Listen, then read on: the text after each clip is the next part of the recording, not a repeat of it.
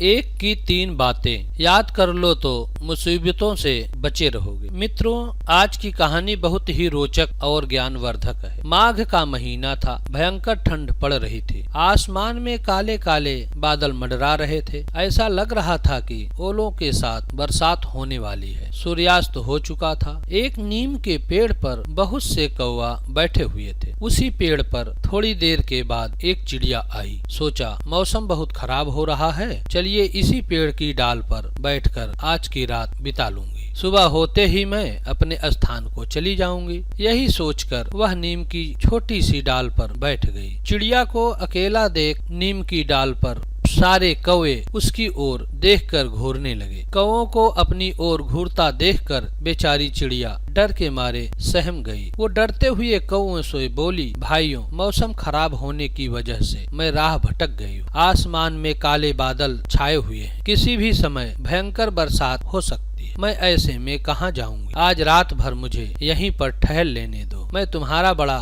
एहसान मानूंगी। मैं तुम्हारी छोटी बहन जैसी हूँ। मुझ दुखिया की सहायता करो। मित्रों, उस छोटी चिड़िया को गिड़गिड़ाता देख कौवों को उस पर तरस नहीं आया। सब एक स्वर में कहने लगे, यह नहीं हो सकता। यह पेड़ हमारा है। वर्षों से हम कौवे इस पेड़ पर रहते आए हैं। कोई बाहरी व्यक्ति हमारे बीच नहीं रह सकता। चलो भागो यहाँ से। कौवों की बात सुनकर चिड़िया घबरा गई। दुखी होते हुए कहने लगी, भाइयों, आप किस अधिकार से मुझे यहाँ से भगा रहे हो? पेड़ तो भगवान के हैं। भगवान ने हमको यह पेड़ इस्तेमाल के लिए दिए हैं। इन पेड़ों पर सभी पक्षियों के समान अधिकार हैं। अब इतनी रात को मैं जाऊंगी तो कहाँ जाऊंगी? बरसात होने लगी तो या ओले पड़ने लगे तो ऐसे में तो भगवान ही सबकी रक्षा कर सकता है। मैं बहुत छोटी सी चिड़िया हूँ। मुझ पर दया करके मुझे आज की रात बिता लेने दो। चिड़िया के बार बार आग्रह करने पर भी कौवों का हृदय नहीं पसीझा। उल्टा वे चिड़िया पर हंसते हुए बोले, तुम बहुत भगवान भगवान चिल्ला रही हो। इतना ही भरोसा है तुम्हें अपने भगवान पर, तो तुम यहाँ से जाती क्यों नहीं?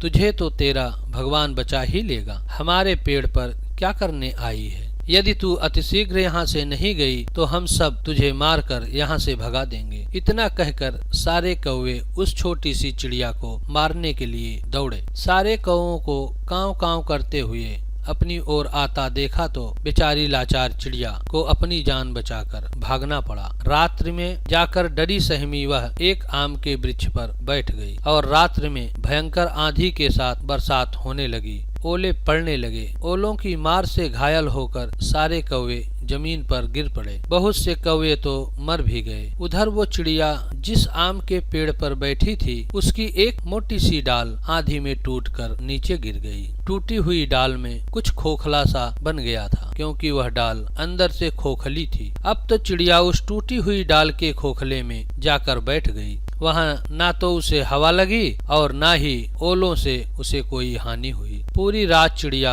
आनंद से उस खोखले में बैठी रही। सवेरा होते ही चिड़िया खोखले से निकलकर बाहर आई। उसने देखा कि उसी नीम के पेड़ के नीचे बहुत से कौवे मरे पड़े थे और बहुत से घायल अवस्था में पीड़ा से कराह रहे थे। नीम का पेड़ भी आंधी के कारण टूटकर बिखरा पड़ा था। चिड़िया को एकदम सुरक्षित और हंसते मुस्कुराते देखकर घायल कौवों ने पूछा, अरे बहन, तुम रात में कहाँ ठहरी थी? तुम पर तो ओलों का कोई असर नहीं पड़ा। तुम्हें किसने बचाया? चिड़िया बोली, भाइयों, यहाँ से जाने के बाद मैं एक आम के वृक्ष के खोखले में जाकर बैठ गई और सारी रात भगवान से प्रार्थना करती रही कि दुखी और असहाय लोगों की हमेशा रक्षा करना। उन्होंने मेरी प्रार्थना सुन ली और भयंकर ओलों की मार से मेरी रक्षा की। आज मेरी श्रद्धा ईश्वर के प्रति और भी बढ़ गई है और मुझे विश्वास हो गया है कि जो भी भगवान पर विश्वास करता है, भगवान उसे कभी मुसीबत में नहीं पड़ने देता।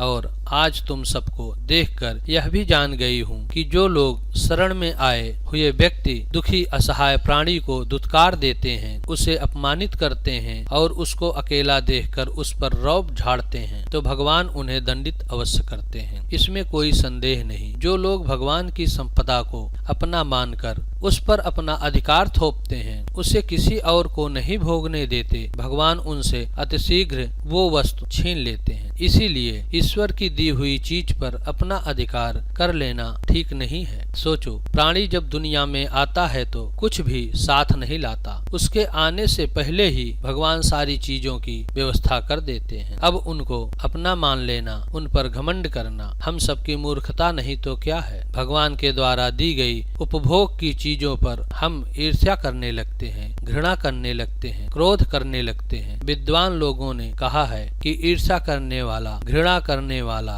असंतोषी, क्रोधी व सत्यविहीन और दूसरे के भाग्य पर जीवन निर्वाह करने वाला, ये 6 प्रकार के लोग सदा दुखी रहते हैं। चिड़िया बोली, हे कौओं, जो लोग अपने आसक्त जनों को बांटकर थोड़ा ही भोजन करता है, जो व्यक्ति बहुत अधिक काम करके थोड़ा सोता है और जो मित्र नहीं है फिर भी मांगने पर उन्हें धन देता है और उनकी सहायता करता है, ऐसे लोगों के सारे अनर्थ दूर से ही छोड़ जाते हैं। कहते हैं सब तीर्थों में स्नान और सब प्राणियों के साथ मधुरता का बर्ताव एक जैसे बताए गए हैं। साथियों, यदि वीडियो पसंद आया हो तो इसे कमेंट करें, लाइक करें, सब्सक्राइब करें। धन्यवाद।